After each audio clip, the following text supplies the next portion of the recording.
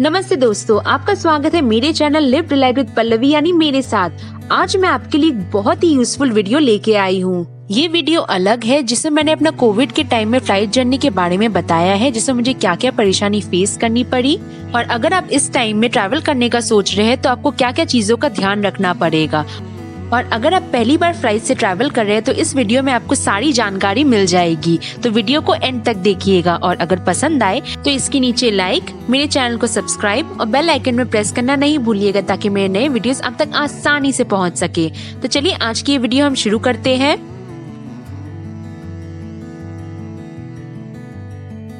तो अभी रात के 2 बज रहे हैं, मैं अपने घर से निकल चुकी हूँ। मैं अकेले ही ट्रैवल कर रही हूँ। अब मैं बताती हूँ कि मुझे अकेले इतने रात को फ्लाइट से क्यों ट्रैवल करना पड़ रहा है।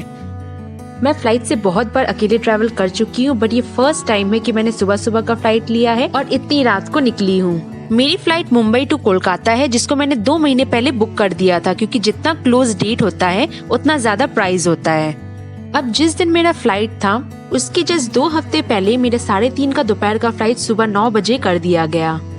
मुझे बस एक मेल भेजा गया जिसमें लिखा हुआ था कि कोविड के ट्रैवल रेस्ट्रिक्शंस की वजह से ये इशू हुआ है। मुझे भेजा गया मेल आप अभी स्क्रीन में देख सकते हैं। मेरे घर से एयरपोर्ट 2 घंटा लगता, मुझे 5 बजे निकलना होता। मैं तभी भी अग्री की कि कैसे भी कोविड के टाइम में आराम से अच्छे से सेफली पहुंच जाऊं। एग्जैक्टली मेरे जर्नी डेट के 1 हफ्ते पहले मेल आया कि मेरा फ्लाइट कैंसिल हो गया है। आप चाहे तो रिफंड कर सकते हैं या रीशेड्यूल कर सकते हैं बिना कोई एडिशनल कॉस्ट के। मैं ये सब आपको डिटेल्ड में इसलिए बता रही हूँ क्योंकि ये सब प्रॉब्लम भी बहुत हो रही है, या तो फ्लाइट कैंसिल हो जा रहा है या तो रीशेड्यूल हो जा रहे हैं। तो आप क्या कर सकते हैं वो मैं आगे बताती हूँ। आप देख सकते हैं कि मेल में मुझे एक लिंक दिया गया है जहाँ से मैं रीशेड्यूल या रिफंड करा सकती हूँ। आप इस लिंक में जाके अपना डिटेल्स डाल के या तो अपना फ्लाइट को रीशेड्यूल या फिर कैंसिल करके रिफंड भी करा सकते हैं। लेकिन मेरे लिए इतना आसान नहीं था, मुझे कुछ प्रॉब्लम फेस करना पड़ा। मैं मेल के दिए हुए लिंक पे गई और सारा डिटेल्स डाली, उसमें दिख रहा है कि कैंसिल ही नहीं हुआ है। अब मैं कंफ्यूज्ड हो गई। मेरा स्पाइस जेट का फ्लाइट था, तो मैंने कस्टमर केयर में कॉल किया। वहाँ मेरा 21 मिनट्स वेटिंग था। मैं 25 मिनट तक वेट की, फिर उसके बाद मैंने फोन कट कर दिया। 2-3 बार ऐसा हुआ। फिर मैंने इंटरनेट में कुछ रिसर्च किया कि मैं अब क्या कर सकती हूँ।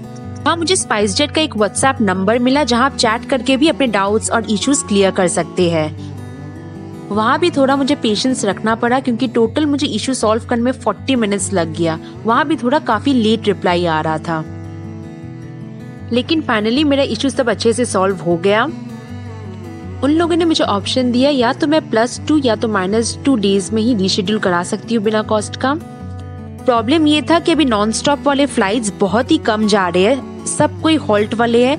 हॉल्ट वाले मतलब होता है कि फ्लाइट कनेक्टिंग रहता है। आप एक जगह से दूसरी जगह जाएंगे, वहाँ कुछ घंटा रुकेगा, फिर वहाँ से दोबारा आपकी डेस्टिनेशन में पहुँचाया जाएगा। तो मेरे हॉल्ट जो थे वो ऑलरेडी 8 घंटा 7 घंटा ऐसे दिखाए जा रहा था, तो मेरा पूरा दिन चला जाता। तो नॉन स्टॉप मैंने 5:30 का सुबह का एक फ्लाइट ले लिया 2 दिन पहले का, जो कि मैं अकेले ट्रैवल कर रही थी। तो मैं चाहती थी कि मैं डेस्टिनेशन सुबह के टाइम में ही पहुंचूं। तो इधर सुबह सुबह का फ्लाइट था नॉन स्टॉप या फिर एकदम रात का। अब मैं बताती हूँ कि आपको क्या क्या चीजों का ध्यान रखना पड़ेगा ट्रैवलिंग करने के पहले, जो बहुत ही जरूरी है। सबसे पहला है कि अब कंपल्सरी वेब चेक इन कर दिया गया है। वेब चेक इन आपके फ्लाइट टाइम के 48 आवर्स पहले खोल दिया जाता है। वेब चेकिंग करना भी बहुत आसान है। आप अपने फ्लाइट के वेबसाइट में जाइएगा, वहाँ पे ऑप्शन दिया रहेगा वेब चेकिंग का। आप उसमें जाके अपना PNR नंबर और अपना सरनेम डालिएगा। आपको आसानी से कुछ कुछ चीजें रहेंगी, जैसे आपको सीट सिलेक्ट करना चाहे या नहीं करना चाहे। आप मील भी उसमें बुक कर सकते हैं। और एक चीज का जरूर से ध्यान रखिएगा कि वेब चेकिंग के टाइम आपसे आपका डेस्टिनेशन एड्रेस जरूर पूछा जाएगा, तो वो अच्छे से फिल कर लीजिएगा। जब आप पूरी तरह से वेब चेकिंग कर लेंगे तो लास्ट पेज में आपको ऑप्शन दिया जाएगा बोर्डिंग पास, बैग टैग और हेल्थ डिक्लेरेशन फॉर्म का प्रिंट आउट निकलवाने के लिए। आप ये डाउनलोड भी कर सकते हैं, वहाँ पे ऑप्शन रहेगा, या फिर अपने मेल में भेज सकते हैं। कुछ airlines health declaration form mail में नहीं देते हैं, वो आपको गेट में फिल करने के लिए बोला जाएगा। और कुछ होते हैं जो मेल में भेज देते हैं। अगर आपका मेल में आ जाए तो आपको उसका प्रिंट आउट निकलवाना होगा। बोर्डिंग पास का प्रिंट आउट आपको टिकट काउंटर में और मेन गेट पे दिखाना पड़ेगा। अपना कोई भी एक फोटो ID जरूर कैरी कीजिएगा, जैसे कि आधार कार्ड, पैन कार्ड, वो भी आपको मेन गेट में दिखाना पड़ेगा। और हर एयरलाइंस का बैग टैग थोड़ा अलग होता है। कुछ बोलते हैं कि इसको बैग में चिपकाने के लिए, कुछ बोलते हैं फोल्ड करके वॉलेट में रख लेने के लिए, और कुछ बोलते हैं फोल्ड करके अपने बैग में टांग लेने के लिए। तो आप अच्छे से इंस्ट्रक्शंस को पढ़ लीजिएगा कि आपका एयरलाइंस क्या बोलता है। जितना सारा चेक इन बैग होगा उतना सारा बैग टैग आपको लगाना होगा। चेक इन बैग ये होता है जो आप काउंटर में जमा कर देते हैं, और कैबिन बैग वो होता है जिसमें आप अपनी वो चीजें रखते हैं जो आपको फ्लाइट जर्नी के दौरान जरूरत लगे। लैपटॉप्स, पावर बैंक, ये सब चीजें चेक इन बैग में अलाउ नहीं है, इसलिए कैबिन बैग में ही लेना होता है। कैबिन बैग में ध्यान रहे कोई भी शार्प ऑब्जेक्ट्स जैसे छुरी, नेल कटर, कैंची, अल्कोहल किसी तरह का या ज्यादा अमाउंट का लिक्विड अलाउ नहीं है। हर एयरलाइंस का अपना वेट और लिक्विड कैरी करने का लिमिट होता है। उससे ज्यादा अगर आप कैरी करेंगे वेट तो आपको एक्स्ट्रा पे करना होगा, और अगर आप लिक्विड कैरी करेंगे तो आपको वहाँ फेंक देना होगा या फिर वो लोग ले लेते हैं। सारे रूल्स को आप जाने से पहले अच्छे से पढ़ लीजिएगा कि आपके एयरलाइंस का क्या क्या रूल्स है। कैबिन बैग का भी साइज लिमिट होता है, आप बड़ा बैग नहीं ले सकते हैं। अगर आप बड़ा बैग लेंगे तो आपको चेक इन में डालना पड़ेगा, और वहाँ वेट बढ़ने से आपको बेफिजूल का एक्स्ट्रा पे करना पड़ेगा। तो उसका साइज लिमिट भी देख लीजिएगा। नेक्स्ट जो चीज का आपको ध्यान रखना है वो है एक आरोग्य सेतु ऐप, जिसे आपको इंस्टॉल करना होगा अपने मोबाइल पे।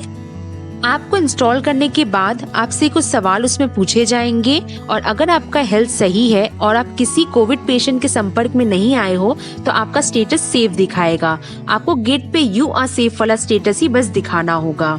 यही कुछ चीजें हैं जो आपको अपने माइंड पे रखना होगा ट्रैवलिंग शुरू करने के पहले। अब मैं फाइनली 2 घंटे बाद एयरपोर्ट पहुंच चुकी हूँ। ये इंटरनेशनल एयरपोर्ट है, T2 टर्मिनल।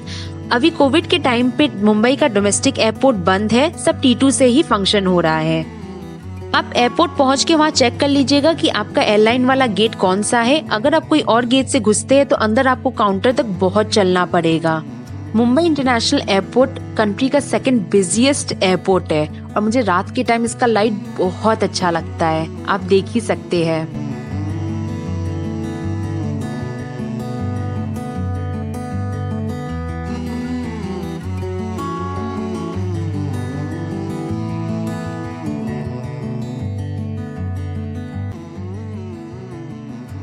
मैं एयरपोर्ट के गेट में अब आ चुकी हूँ।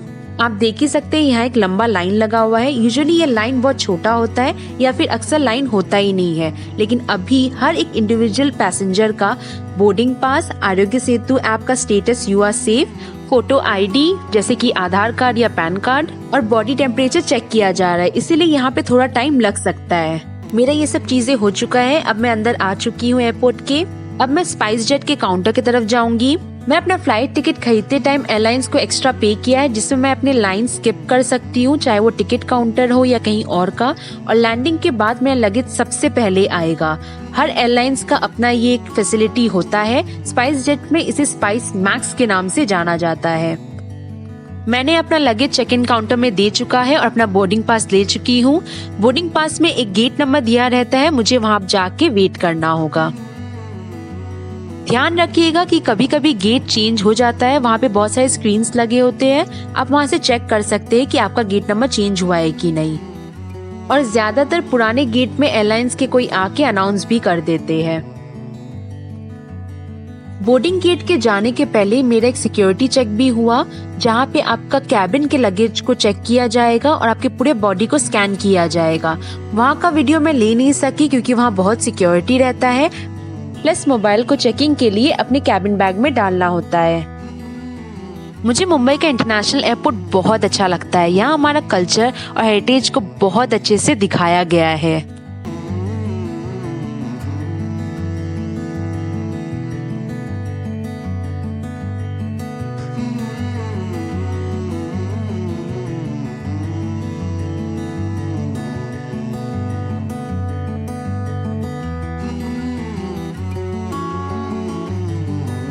ये मेरा गेट आ चुका है। अब मैं यहाँ बैठ जाऊंगी और बोर्डिंग टाइम का वेट करूंगी।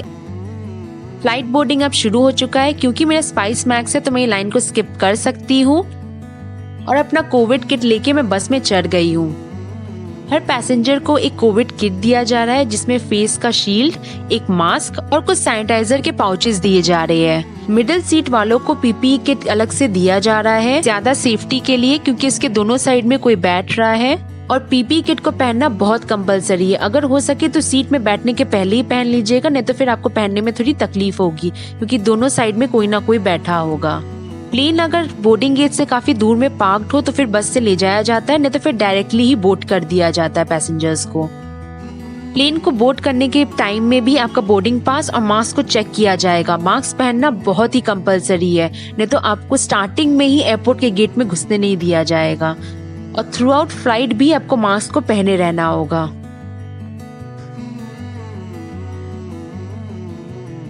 मैं सीट में बैठ चुकी हूँ, शील्ड भी मैंने पहन लिया, मेरा विंडो सीट है। बोर्डिंग कंप्लीट होते ही प्लेन टेक ऑफ कर जाएगा। हम लोग का राइट टाइम में टेक ऑफ कर चुका है।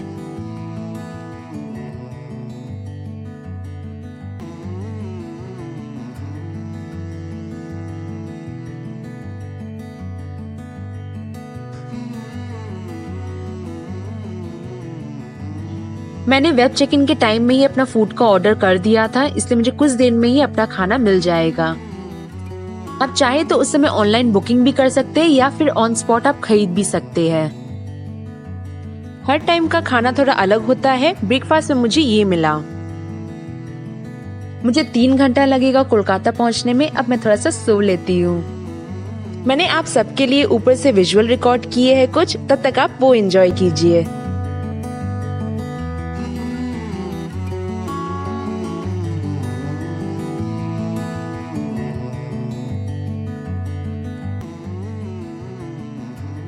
अभी अनाउंसमेंट हुआ कि हम जल्द कोलकाता पहुंचने वाले हैं। 25 मिनट पहले ही हमें पहुंचा दिया जा रहा है। ध्यान रहे, सारे पैसेंजर्स को उतारने के पहले वो लोग अनाउंस करते हैं कि आपका लगेज किस बेल्ट नंबर पे आएगा, तो इस चीज का ध्यान दीजिएगा। और अगर आपसे मिस हो जाए तो आप चाहे तो एयर होस्टेस से दोबारा पूछ भी सकते हैं। अभी कोविड के टाइम में एक एक रो करके छोड़ा जाएगा, तो थोड़ा पेशेंस बनाए रखना होगा। एयरपोर्ट का बस और लगेज अनलोड करने का कार भी तैयार है। मैं बहुत एक्साइटेड हूँ घर कब पहुंचूं। मैं बस में अब चढ़ चुकी हूँ। यहाँ पे भी अगर फ्लाइट दूर पार्क किया रहता है तो बस से ले जाया जाता है या फिर डायरेक्टली डीबोर्ड कर दिया जाता है पैसेंजर्स को।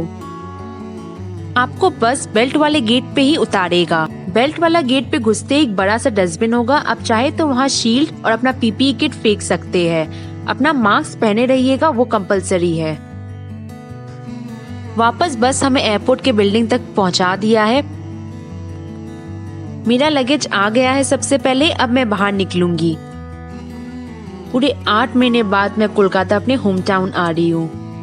हर एयरपोर्ट के अंदर या बाहर कैब फैसिलिटी होता है, उसमें आप अपने डेस्टिनेशन बता के पे करके कैब ले सकते हैं। उम्मीद करती हूँ मैं आपको सारी जानकारी दे पाई, और अगर आपको कोई भी डाउट होगा तो कमेंट सेक्शन में मुझसे जरूर पूछ लीजिएगा।